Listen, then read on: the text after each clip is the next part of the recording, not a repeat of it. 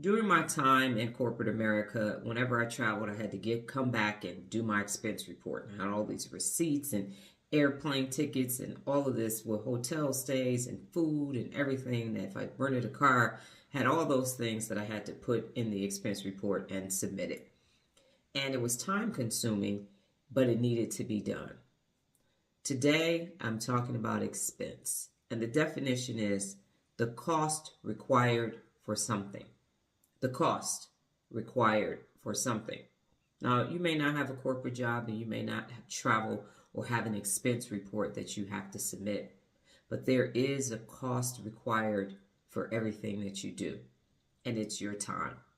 It's your time. So if we looked at your expense report for your time, day in and day out, what would it look like if you had to write it down and submit it to yourself? What would your time expense account look like? What are you doing? What is it costing you on the daily basis? Who is costing you your time? Who is responsible for it? What is taking place? Where were you? What were you doing? What is happening with your time expense account? What's taking place when you get to the end of the day? Was it a very expensive day? Was it a thrifty day?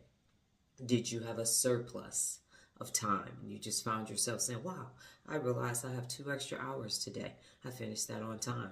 Or this didn't take as long. Or dang, that was expensive.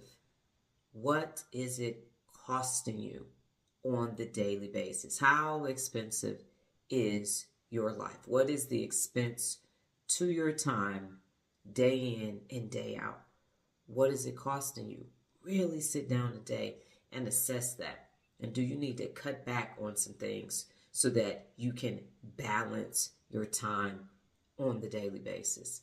Really, really, really assess the expense of your time.